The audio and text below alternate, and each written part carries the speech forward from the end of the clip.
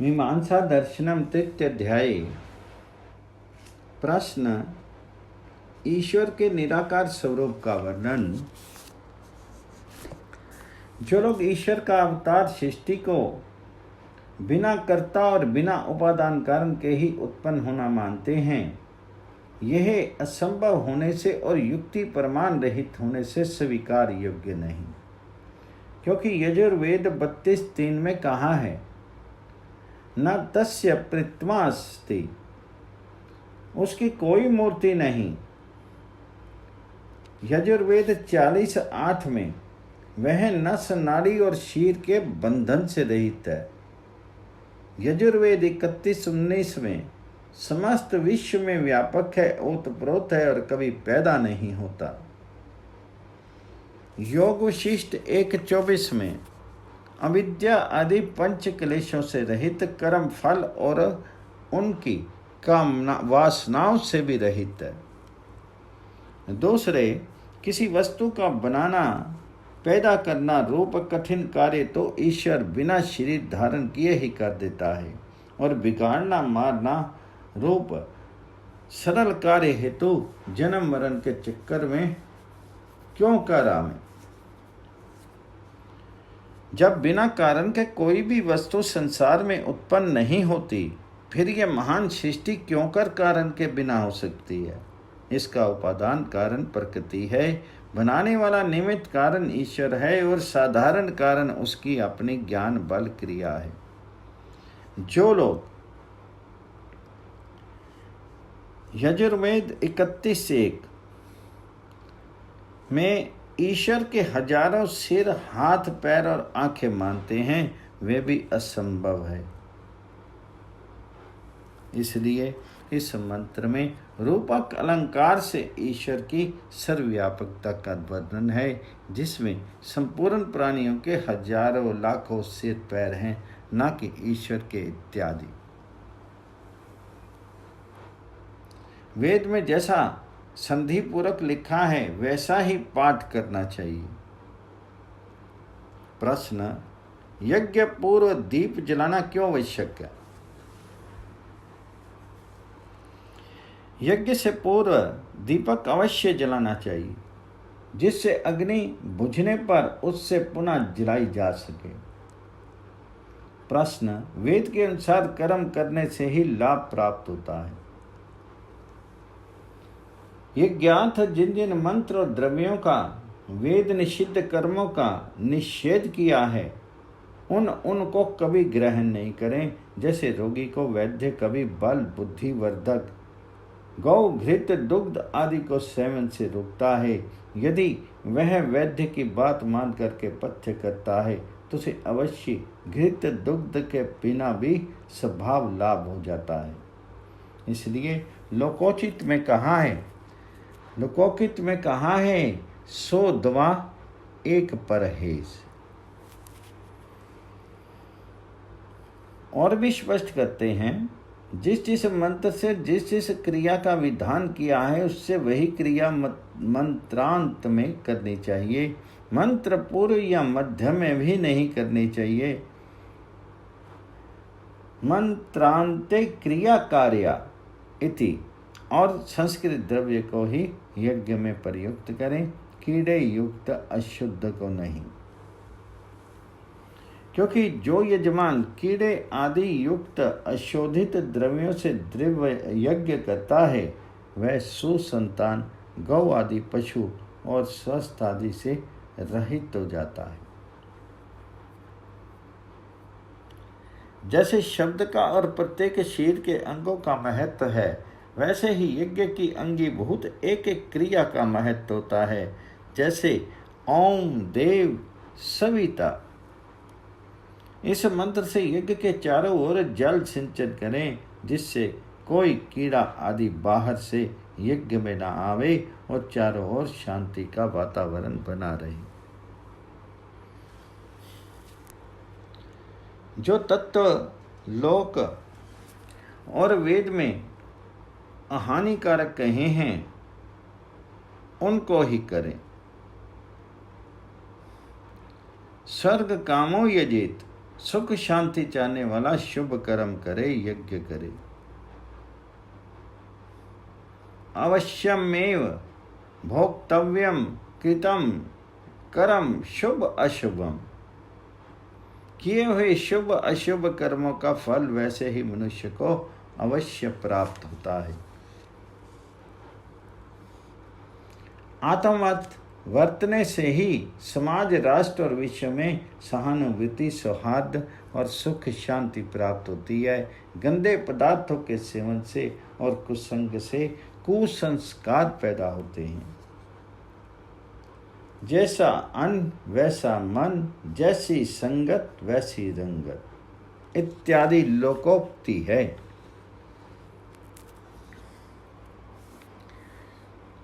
ऋग्वेद में 10:34 जुआ ना खेलने वाला और शराब, मांस, अंडे, अभक्ष्य पदार्थ ना खाने पीने वाला, कृषि व्यापार आदि करने वाला धन धान्य से भरपूर हो जाता है।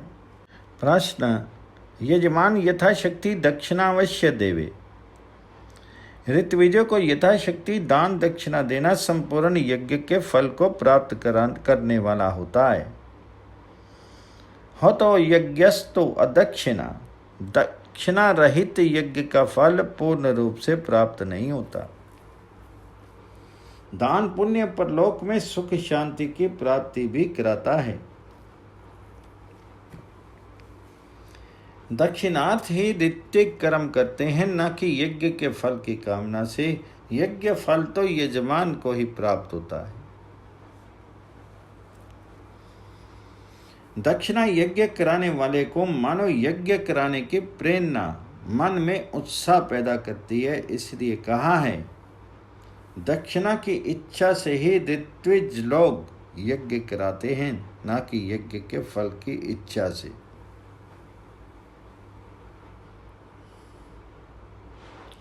पुरोडाश यज्ञ शेष द्रव्य जहाँ याग के लिए है, वहाँ उसके भक्षण से मनुष्य की आत्मा के संस्कारों को भी पवित्र करता है, जो अदृष्टार्थ है।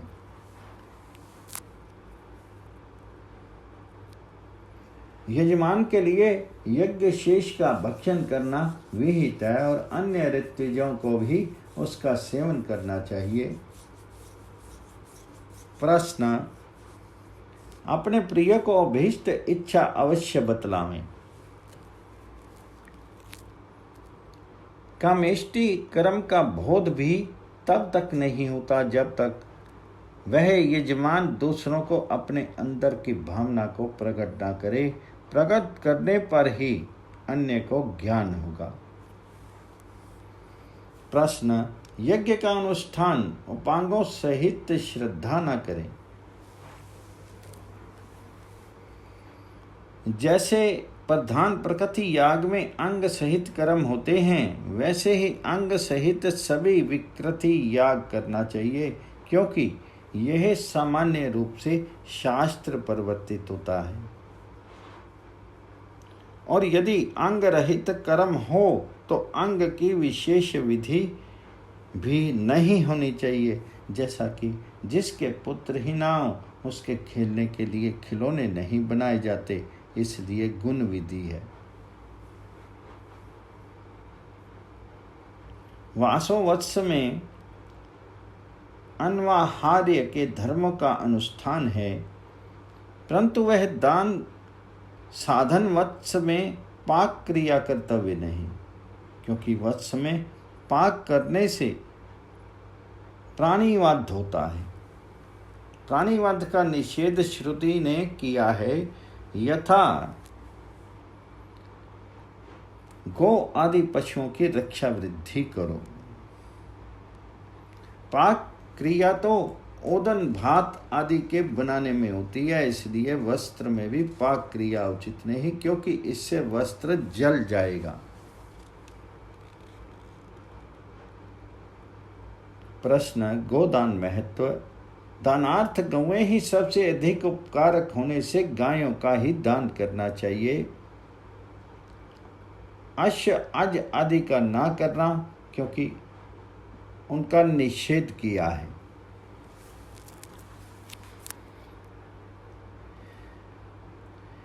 वाक्य में सर्वप्रथम गाय का ही प्रतिपादन किया है। कन्यादान में गौदान ही कहा है। इसलिए जब तक कोई बाधक ना जाना जाए तब तक प्रथम का परित्याग नहीं करना चाहिए।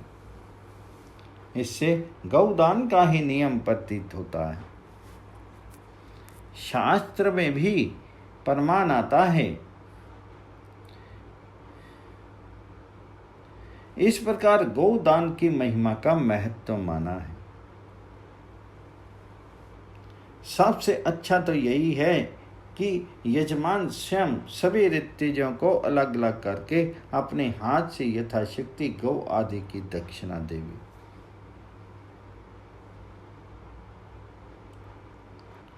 तो वो विश्व देवा विभजतो, ये मंत्र विभाग का उल्लेख करता है। अग्निद नामक ऋत्विज को दक्षिणा देता है, ब्रह्मा को दक्षिणा देता है इत्यादि। और वह दक्षिणा सभी को समान नहीं होती। ब्रह्मा को यदि 100 रुपये और 4 गाय दी जाएं तो उद्गाता को 50 रुपये, 2 गायें, अथर्वयु को 25 और 1 गाय इत्यादि रूप में वर्णन किया है। मंत्र संबंधी देवतावाचक शब्द का उच्चारण अवश्य होना चाहिए। उसके पर्यायवाचक शब्दों से विधि वाक्य का महत्व द्योतन नहीं होता। जैसे अग्ने स्वाहा के स्थान पर वहने स्वाहा, ऐसा नहीं कहना चाहिए। इस प्रकार मंत्रगत शब्द को याग और निर्वाप के समय बदलना नहीं चाहिए।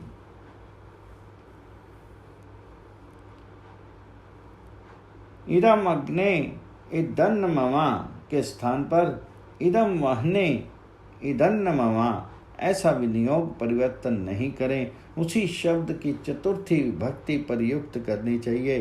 प्रत्येक अर्थ के लिए शब्द नियत होते हैं, चाहे वह रूढ़ अर्थ एक ही हो। इससे समझा जाता है कि विशिष्ट अर्थ ही देवता पद का अर्थ है। उस कारण से पर्यायवाचक शब्दों का प्रयोग याग और निर्वाप में नहीं हो सकता, ऐसा सिद्धांत पक्ष है। यजमान जिस अभीष्ट कामना को पूर्ण करने की इच्छा करे उसी प्रकार का पुरुषार्थ और कामिक यज्ञ का अनुष्ठान करना चाहिए, कराना चाहिए, तभी सफल मनोरथ होता है। यज्ञ में चाहे एक ऋचा ऋग्वेद वाले मंत्र हों, चाहे सामवेद के मंत्र हो, उनको सुस्वर से ही बोलना चाहिए। जैसे श्रद्धाए को दत्त चित्त होकर के किया जाता है।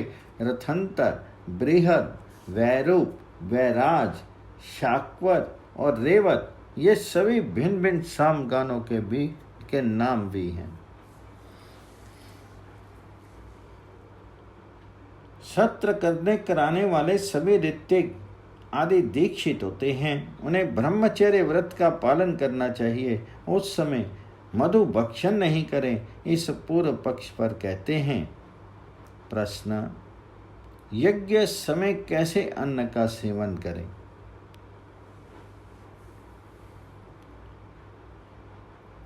अर्थात ब्रह्मचर्य व्रत भी पालें और मधु शहद जैसे उत्तम स्वादिष्ट और निरोगतादायक सात्विक रस युक्त अन्न, फल, दूध, घृत सेवन करें, जिससे सतोगुणी भाव रहे। यज्ञ में रजो और तमोगुणी वृत्तियां अच्छी नहीं होती। हाँ, उस भोजन के प्रति राग नहीं होना चाहिए। इसलिए आसक्ति रहित रस युक्त भोजन के सेवन में कोई दोष नहीं। प्रश्न, यज्ञ और सत्र में क्या भेद है? सत्र को भी एक ही कर्ता कर सकता है। जैसे प्रकृति भूत ज्योतिष्टों में एक कर्ता का विधान है। इस पूर्व पक्ष पर उत्तर पक्ष कहते हैं। एक दिन साध्य यज्ञ को तो एक यजमान भी कर सकता है, परंतु सत्र बहुत दिन साध्य होने से अनेक कर्ता होने आवश्यक हैं, क्योंकि यज्ञ में बहुत से कार्य भी करने होते हैं। वे सब एक से संपादन भी नहीं किए जा सकते, इसलिए कहा है। वाक्यों में अधिक सत्रों के कर्ता के साथ गृहपति को विशेष फल के प्राप्ति की बात कही है। ये बहुवचनांत भी है, इसलिए सत्र बाहुकर्तक होता है, ये सिद्ध है। इस सूत्र में सत्र का लक्षण बताया है, जिसमें आस और धातु का विध्यर्थ रूप हो, बहुत यजमान हो और 12 दिन साध्य हों, वह सत्र कहलाता है। इससे बहुत यजमान भी वर्णित किए हैं और सत्र शब्द का भी प्रयोग किया है। और यजेत अथवा यजेरन ऐसा विधान हो, यजमानों का बाध ना हो, वह अहीन याग कहलाता है। दक्षिणा कब देवें? प्रश्न। यज्ञ के संपूर्ण होने के पश्चात ही दक्षिणा देनी चाहिए, प्रतिदिन नहीं, क्योंकि जो बहुत दिन साध्य सत्र है वह एक कर्मों का ही समूह होता है। हाँ, जो एक दिवस साध्य है, जैसे नामकरण, विवाह आदि, उसमें प्रति यज्ञांत दक्षिणा दी जानी चाहिए। प्रश्न। त्रैतवाद की सिद्धि। जहाँ परस्पर विरोध दृष्टिगोचर हो, वहाँ पर दोनों को प्रमाण कोटि में माने नहीं जा सकते, इसलिए उस विरोधाभास को अच्छे प्रकार जानना चाहिए। प्रकरण से तर्क और युक्ति, प्रमाण और वक्ता के अभिप्राय से लोक के समान, जैसे देवदत्त उष्ट्र, देवदत्त ऊंट है, मनुष्य होता हुआ भी। इस वाक्य में वक्त का अभिप्राय ये है कि देवदत्त ऊंट के समान लंबा ग्रीवा और लंबा कद वाला है, क्योंकि मनुष्य कभी ऊंट नहीं हो सकता, जाति भिन्न होने से। एको ब्रह्म द्वितीयो नास्ति। इससे ये समझना चाहिए कि जगत रचना में ब्रह्म निमित्त कारण है, ये नहीं कि एक ही ब्रह्म है, उससे भिन्न और कोई अनादि पदार्थ नहीं। अपने में से ही जगत बना हो लेता है। स्वयं अविद्या, मल और आवरण के कारण जीव रूप में आयु, भोग आदियों को प्राप्त हो जाता है। ये समझना गलत है, क्योंकि मंत्र में ईश्वर, जीव और प्रकृति, इन 3 अनादि पदार्थों का वर्णन किया है। ऋग्वेद 1:164-20 द्वासुपर्णा से। वैसे भी तर्क और बुद्धि से जाना जाए कि घट निर्माण में कुंभकार, मिट्टी और चाक दंड और साधनों का होना अनिवार्य है, इसलिए उपरोक्त वाक्य में सृष्टि के बनाने में एकमात्र ईश्वर से भिन्न कोई अन्य निमित्त कारण नहीं है। ये अभिप्राय है, ना कि जीव और प्रकृति का निषेध इत्यादि। प्रश्न। तंत्र, अवाक और याग किसे कहते हैं? एक शब्द से अभिधेय होते हैं, इसलिए दर्श और पौर्णमास ये दोनों शब्द समुदाय वाचक हैं। इसलिए 3 यागों का वाचक दर्श शब्द और 3 का पौर्णमास शब्द है। इसमें सिद्धांत यह है कि उक्त 6 याग तंत्र रूप हैं, वे एक साथ अनुष्ठित होकर के सामान्य फल स्वर्ग को प्राप्त कराते हैं। कहा भी है, प्रत्येक याग के पृथक पृथक फल नहीं है। मीमांसा शास्त्र में तंत्र तथा अवाप ये 2 शब्द परिभाषिक हैं। उनका अर्थ ये समझाया है, जो एक उत्पन्न होकर के एक साथ अधिक का उपकार करना है वह तंत्र कहलाता है। जैसे प्रदीप एकदम सभी पदार्थों को प्रकाशित कर देता है और जो एक समय उत्पन्न होकर के अधिक का उपकार ना करे वह आवाप कहलाता है। जैसे एक बार का दिया भोजन एक बार ही उपकारक होता है।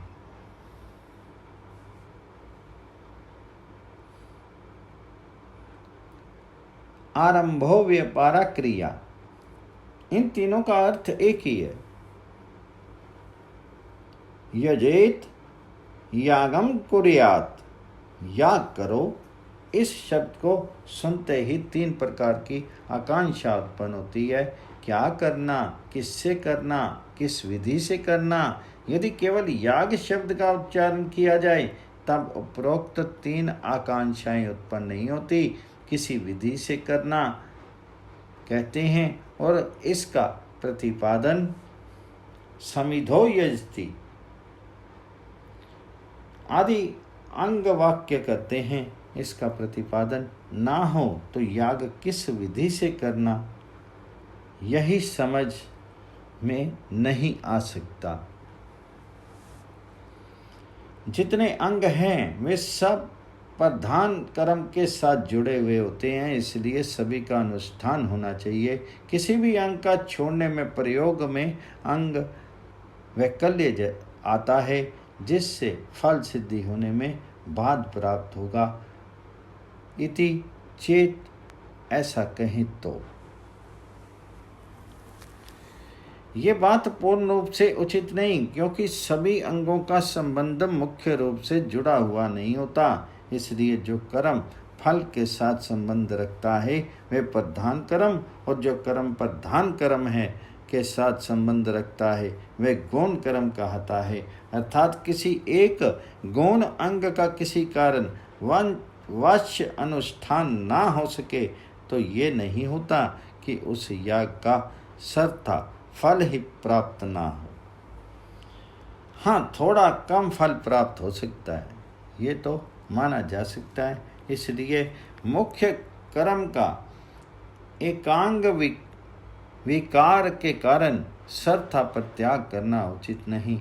जैसे बुखार है, स्नान नहीं किया जावे तो भी संध्या करनी चाहिए। समिधाएं किंचित गीली हैं फिर भी यज्ञ अवश्य करना चाहिए, छोड़ना ठीक नहीं इत्यादि।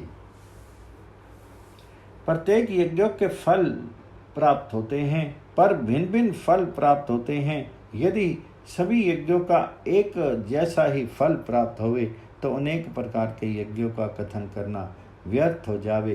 दूसरे कर्ता की भावना भी भिन्न भिन्न होती है, उनकी पूर्ति हेतु जैसा ही याग का अनुष्ठान कराता है, अतः एक जैसा फल सभी का नहीं हो सकता।